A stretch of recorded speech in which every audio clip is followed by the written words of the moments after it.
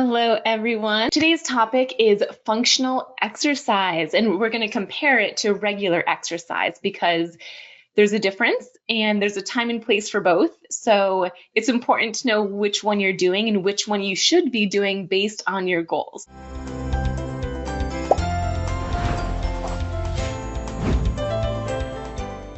If you don't know who I am, if this is your first time joining us, welcome. My name is Dr. Gretchen Hawley. I am a physical therapist and a multiple sclerosis certified specialist.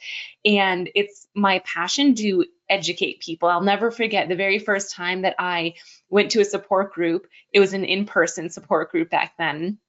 And I honestly felt silly, like, who am I to be educating these people with MS on how to exercise with MS? They've had MS for so long, they already know what to be doing.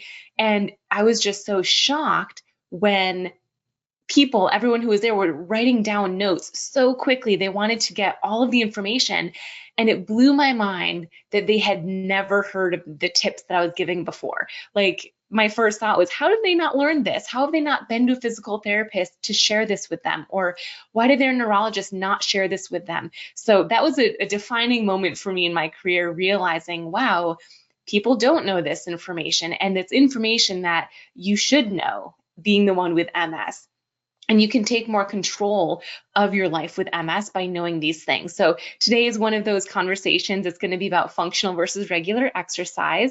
So what we're going to do, let's pretend I wrote down a huge list of all of my goals, and the one that I want to prioritize for the next 3 months is standing up from a low surface. So what we're going to do is create functional exercises for that. So if you're one of these people saying that, yes, you need help with this, feel free to write these exercises down. These are ones that you can be doing. So what functional exercise means, we're picking the goal of standing up with better strength, and we're breaking it down into as many movements as possible. Like, it's never just one thing. Standing up isn't just one movement of stand up. It's actually usually 5 or 6, depending on the day and what I can remember, 5 or 6 different movements that make up standing. And so those 5 to 6 movements are what you should be doing as your exercises.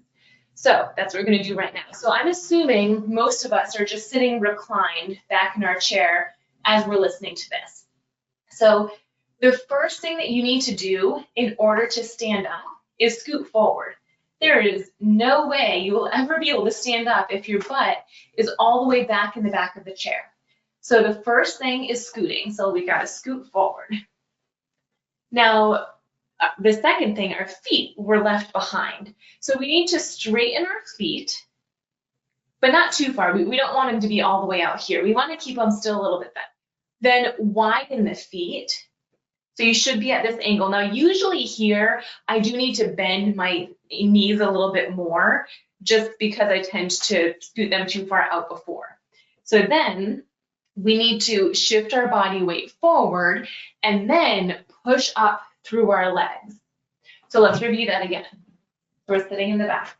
So the first thing we need to do is scoot forward. So we got scoot, scoot, scoot. Then we have to bring our feet forward and wider. And then usually I do have to bend my knees a little bit more. Then scoot forward, or sorry, not scoot, hinge forward, and then you can stand up. But we did 5 things before even standing up. So what functional exercise means is that those 6 things, those 6 things are now exercises that you can do.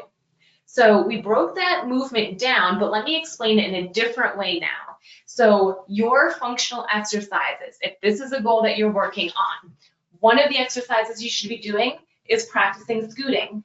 You can scoot forward and scoot back. This requires a lot of core strength. You can see my hips are shifting. This requires a lot of work. So scooting, that's one exercise you can do. The second thing was bringing our legs out, so straightening them. And the third thing was also bending them a little bit more. So working on straightening your knees and bending your knees. You can do one at a time, like this, or you can do alternating, it doesn't really matter. But that's the second exercise is bending and straightening your knees. So that can be 2 or 3 exercises if you want to double it up, or sorry, it can be 1 or 2 exercises if you just want to do it as one movement or separate them. Next, we needed to separate our knees wider. So if you don't have enough flexibility to do that, then stretching your inner thighs would be a stretch that you could do. If you don't have the strength to do that, then practicing opening your knees. And you can do one leg at a time or both legs at the same time, then in. There's lots of different ways to do that. That's not really the point of today's lesson here, but work on strengthening the legs to get them out to this side. Then you have to be able to hinge your weight forward. If you can't hinge your weight far enough forward to get your butt to pop off the tape or the chair, it's impossible to stand up. So you have to work on getting your shoulders far forward and then back down.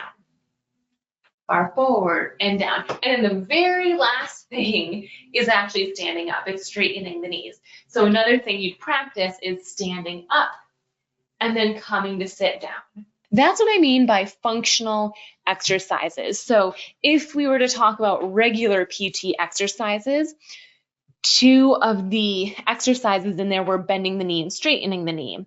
Now, if you were in physical therapy, they might give you something that we call heel slides, where you're lying on your back and you're bending your knee and straightening your knee. That's a regular exercise. It's for general strengthening of your knee flexors and knee extensors. This is functional. You are in the exact position that you need to use that strength. When you have MS, most of the time, your brain and spinal cord and neural pathways don't have the same carryover as someone who doesn't have MS. Meaning, if you didn't have MS, you could do heel slides and get really, or as we were talking about earlier, you could do clamshells or glutes or straight leg raises and also notice an improvement in your walking or improvement in your function. But when you have MS, there's not that carryover. You guys who said that you did the straight leg raise, that's to strengthen your hip flexors. So you might get perfect 5 out of 5 strength for your hip flexors with the straight leg raise. But you go to stand up and use that same hip flexor strength that you have lying down. But when you're standing, it just doesn't work. You try to lift your leg and it doesn't work. You guys can let me know in the chat if you can resonate with that. But that's the difference when you have MS versus not having MS. Because lots of people go to PT and get those exercises and they're great. They walk out of there feeling better and stronger and their mobility and function is better. But when you have MS, that's usually not the case. Just going to look in the chat. Okay, a bunch of people are saying, yes, it makes sense. Lori says we do sit to stands in PT. Awesome. And what a lot of people do in PT is practice sit to stands, which is great. That's part of that.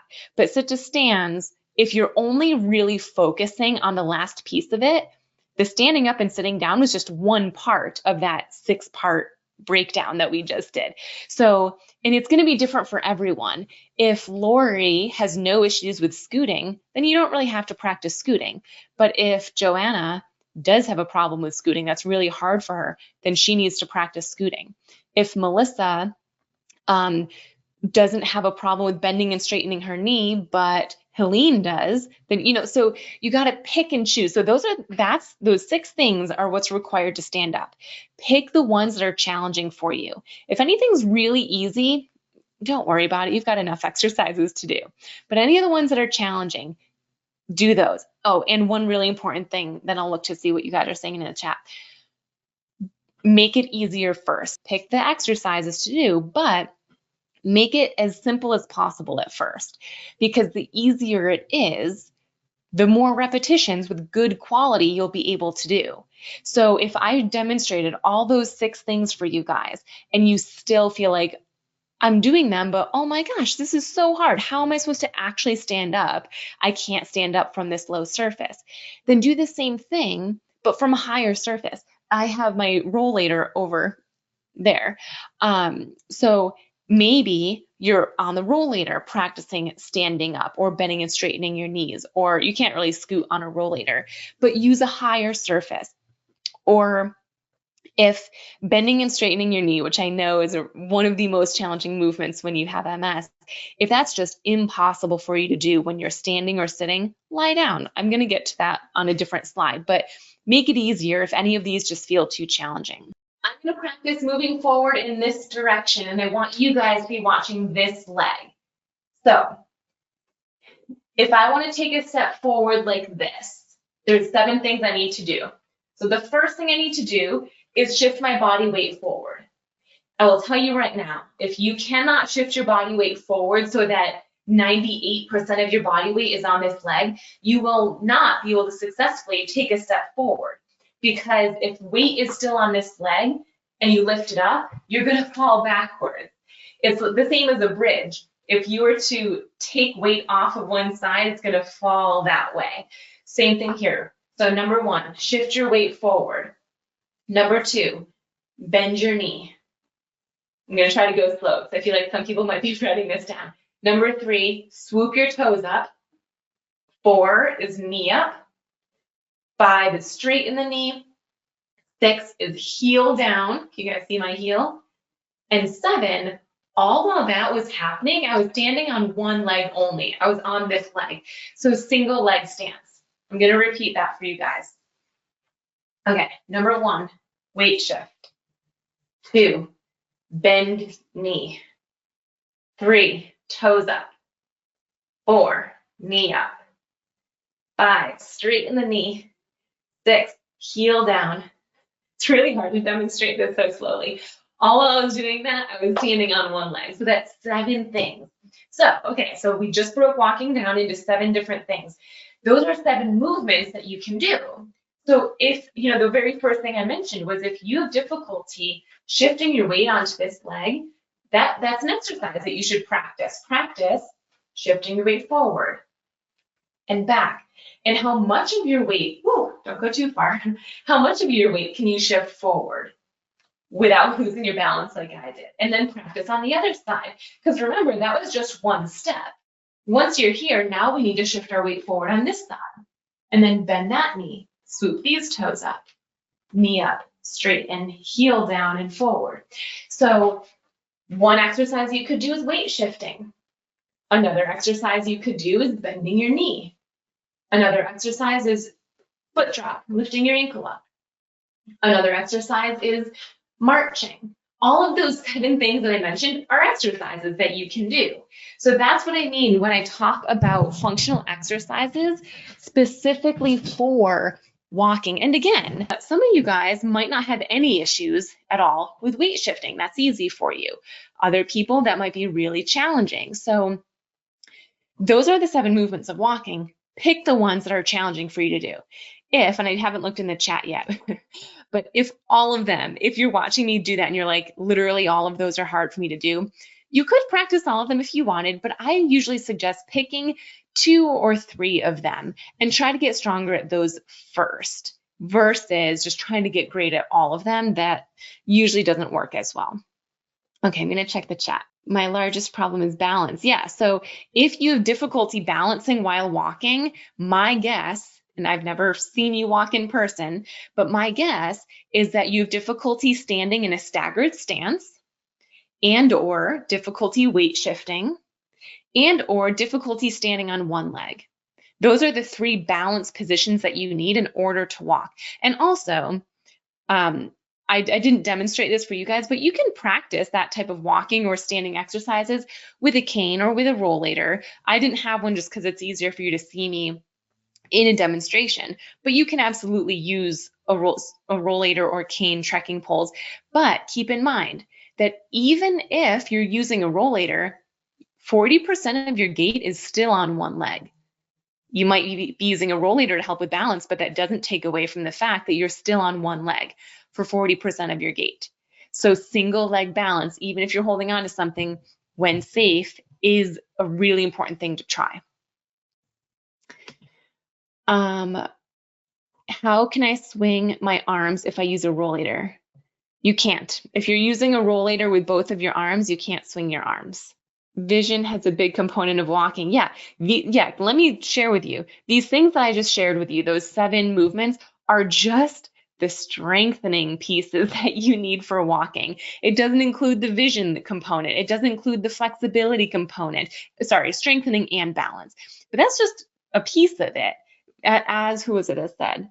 I can't see the name. Someone said the vision component. Absolutely. If you can't see very well, or if you have blurred vision or double vision or dizziness, that's going to affect your walking too. Sensation. If you don't have appropriate sensation in your feet and you can't feel your feet that much, that's going to affect your walking. So there's so many things, but these that we just reviewed are the strengthening and balance components that you need. I need to march. Yeah, marching is one of my favorite exercises. Uneven ground or surfaces are really tough for me. Yeah, so I practice my 7 stepping exercises on the lawn. That's a great point. So walking in a home, in a physical therapy clinic, anywhere on flat ground is completely different than walking on land, on grass, on cobblestone, on bricks, on the sidewalk. And so those present a different issue because you do need more strength and balance when on those surfaces, but you also need to train your mind that you can do it. I don't know, I'm assuming several people listening right now can understand this, but so many of my clients are anxious about walking outside or on uneven ground because they haven't done it in a while. And you really need to train your brain that you can do it and that you are getting stronger. And the way to do that, as Gwen is saying, is practice on the surface. That's even more functional. We're making walking functional with those 7 exercises, but making it even more functional is doing those 7 where you actually need to use it. If your walking is fine on indoors, but not on grass, practice on grass. Yeah, so that's great to hear you're doing that, Gwen. I like your suggestion of breaking it up throughout the day. I get more in that way. Yes. Michael, is it too big of a break to do, for example, 10 repetitions in the morning, 10 in the afternoon, and 10 in the evening? Or should they be done closer together? That's fine. There is research showing that doing your exercises spread out throughout the day is just as effective as doing them all at once. Great idea about other locations. Yeah. Is it true that the ADLs one does can count towards the 150 minutes? So if I practice balance and standing while doing dishes, that counts. Yeah, absolutely. That counts as exercise. I have an app where it's called the Missing Link app. And in there, the main purpose of the app, it's free. The main purpose is to help you with tracking your exercises and tracking your symptoms, tracking your functional tests, like the timed 25-foot walk test and a bunch of others. And in there, you can also track your movements. So in my mind, I separate them between exercise and movements, but in the app, you'll see that when you're tracking your movements, it will ask you, did you shower? Did you get the mail? Did you get out of bed? Did you climb stairs? Did you do the dishes? All of those things count as movement, and movement is a form of exercise. It bothers me so much when people say, oh, I'm so bummed I didn't get any exercise in today. But they cleaned their whole house and they did the dishes and they made dinner and they showered and got dressed. That counts for sure. Eric is asking about a good place to find a PT. Telehealth PT, first and foremost, you'd have to look to see if it's covered by your insurance. If so, I would say find a clinic that has a therapist in your state that you want to work with and call them and see if they're offering it. During COVID, most clinics were, but I know a lot of clinics stopped doing it. So you'd have to call the clinic and ask.